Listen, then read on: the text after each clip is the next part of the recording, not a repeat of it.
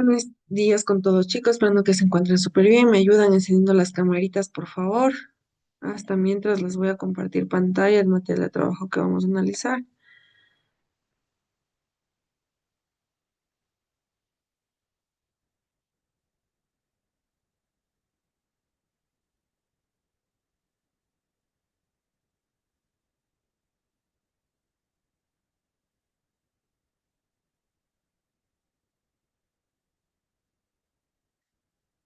Se puede observar, chicos. Sí, profe. Ya. El valor del calor absorbido. Los tres factores citados, incremento de la temperatura, masa del cuerpo y la naturaleza del cuerpo, se resumen en la siguiente expresión que permite calcular el calor absorbido por un cuerpo. Tenemos que el calor transferido es igual al calor específico por la masa del cuerpo por la temperatura, que es igual al calor específico por la masa del cuerpo por la temperatura final de la variación menos la temperatura inicial de la variación.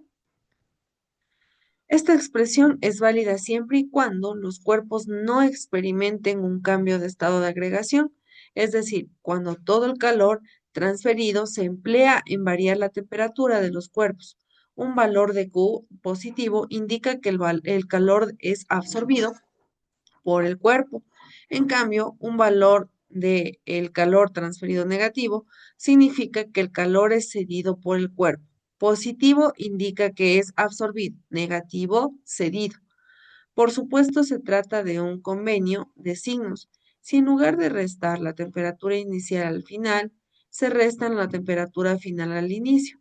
Un valor de la carga negativa indicará calor absorbido y un valor positivo calor cedido. Sin embargo, es preferible el convenio que aparece en la fórmula y considera positivo al calor que recibe el sistema.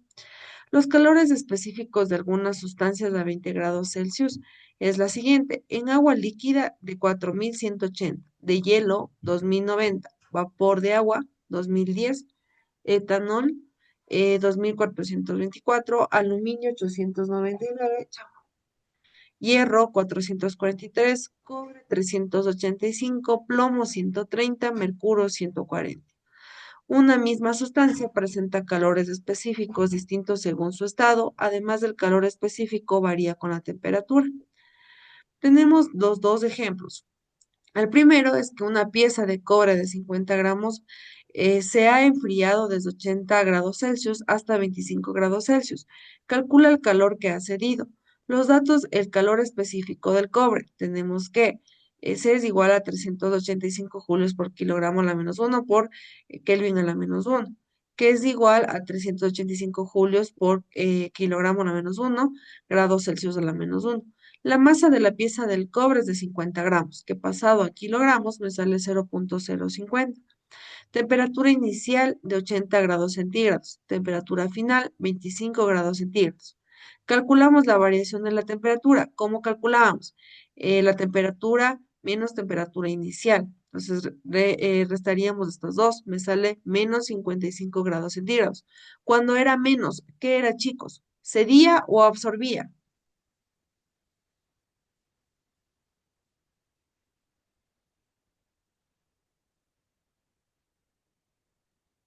Ese día.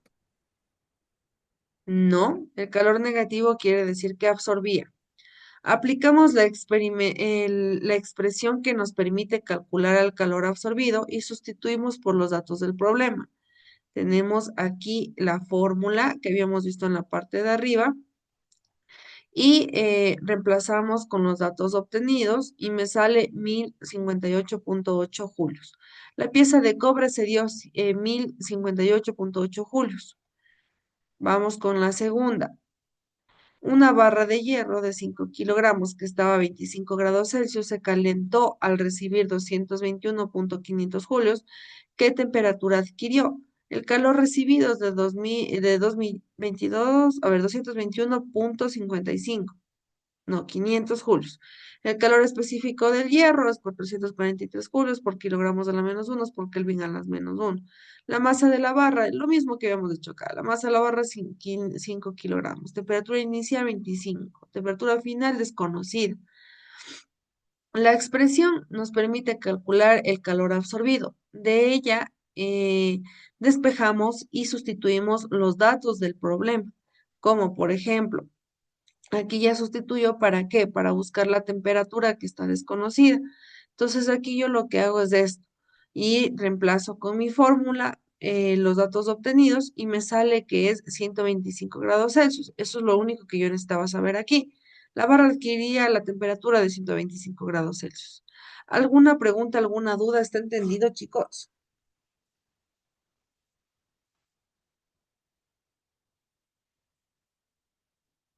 Chicos, ¿está entendida la clase? Hasta aquí. Sí, profesor. Listo, chicos. Vamos a seguir entonces. El calorímetro. Se trata de un recipiente aislado térmicamente del exterior y que reposa sobre unos pies aislantes. El aislamiento asegura que todo el calor se intercambia entre las sustancias que se introducen en él.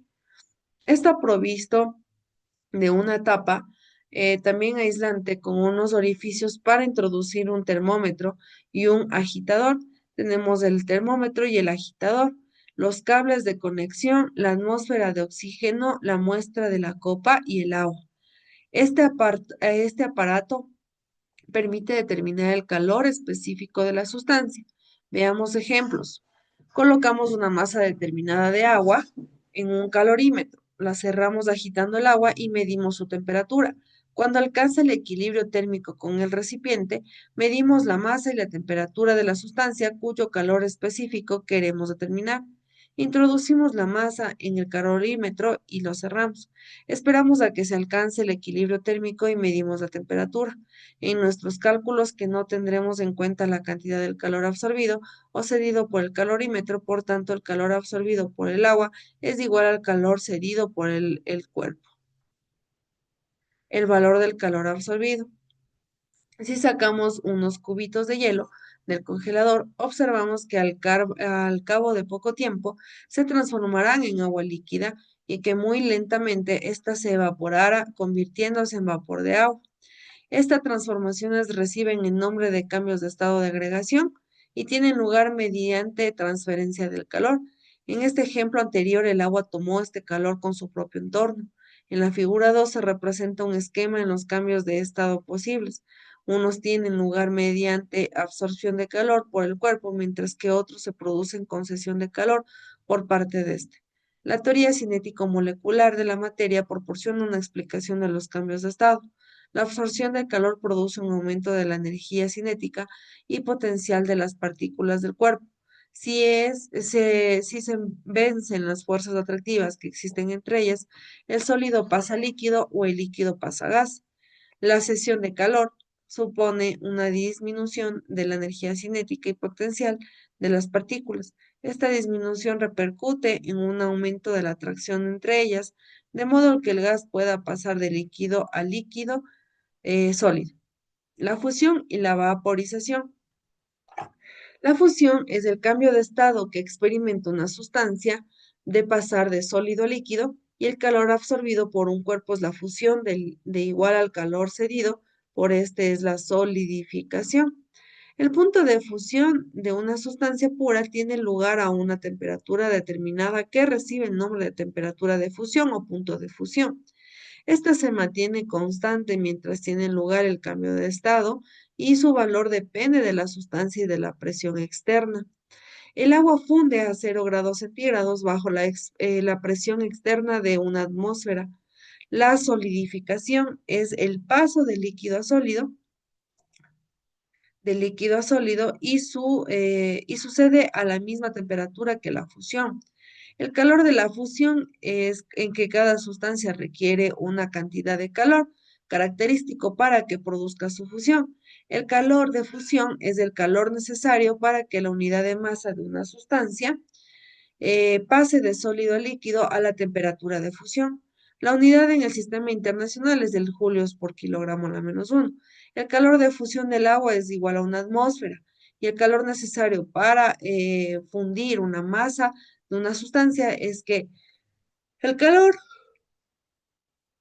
Perdón, chicos, el calor es igual a la masa por, en este caso, la fusión del agua final.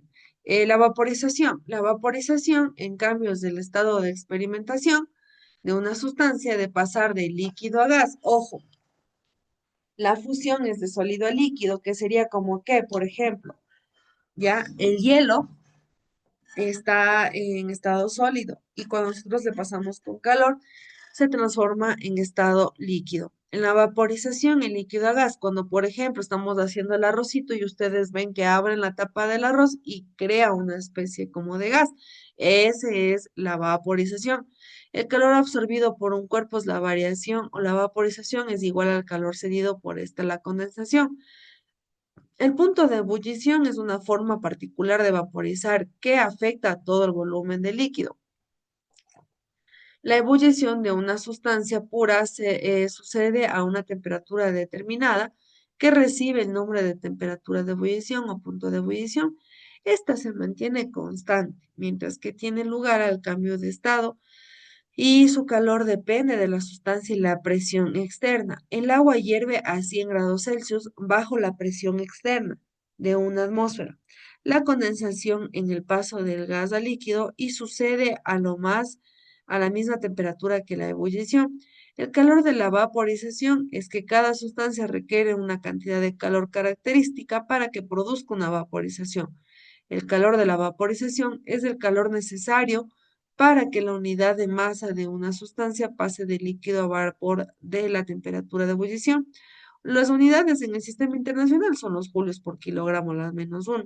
El calor de la vaporización del agua es igual a una atmósfera.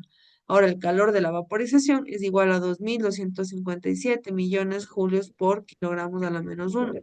El calor necesario para hervir una masa de una sustancia es que el calor es igual a la masa por el calor de vaporización.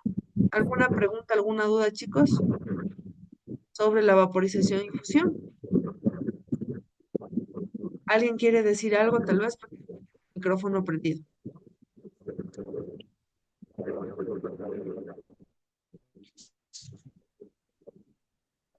Bueno, vamos a silenciar a la compañera para seguir con la clase. Tenemos un ejemplo, bueno, dos, que es lo último que yo les voy a dar, pero no es nada complicado.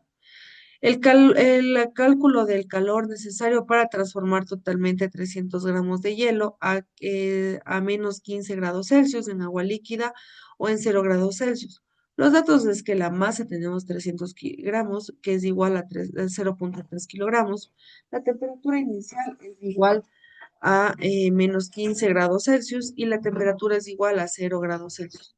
Este proceso se realiza en dos etapas. En primer lugar, necesitaremos suministrar el hielo cierto calor para aumentar su temperatura a 0 grados Celsius, sin que produzca cambio del estado. En segundo lugar, necesitaremos suministrar el hielo cierto calor para fundirlo sin que produzca un cambio de temperatura. La gráfica de la figura 2 representa el proceso descrito. Tramo AB, calor para que el hielo alcance la temperatura de fusión. Tenemos la carga es igual a qué? Así que es la carga por la masa por la temperatura menos la temperatura inicial. Reemplazo en mi fórmula los componentes que ya tengo como datos y me sale 9.405 julios. Ahora con el tramo BC, el calor fundido del hielo, lo mismo, pero con este caso tenemos la final.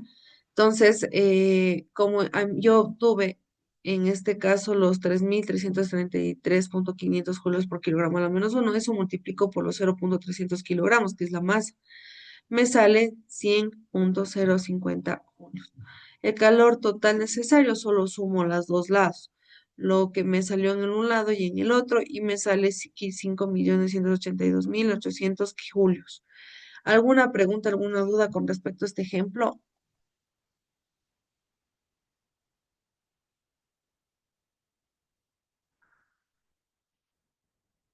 Vamos con el segundo ejemplo. Calcula la cantidad de calor necesaria para transformar totalmente 2 litros de agua a 20 grados Celsius en vapor de agua o a 100 grados Celsius. Los datos tenemos la masa, la temperatura inicial y la temperatura. En este proceso se realiza dos etapas. Debemos suministrar al agua una cantidad de calor para aumentar la temperatura y debemos suministrar al agua una cantidad de calor para hervirla. La gráfica de la figura 3 representa el proceso descrito. Toma tramo de A a B, lo mismo que había hecho en la parte de arriba. Y en la B y C, la misma situación. Ahora el calor total, simplemente sumo las dos cargas existentes. Los puntos normales de fusión y de ebullición de algunas sustancias son las siguientes. Habíamos dicho que el punto de fusión en el agua es de 0, el punto de ebullición 100, del etanol menos 117 y el de ebullición 78. De mercurio, en la de fusión menos 39, de ebullición 357. Cobre 1083 y 2567. Plata 962 y ebullición 2212. Plomo 327 y 1740. Oro 1600, 1064 y el punto de ebullición 3080. ¿Alguna pregunta, alguna duda, chicos?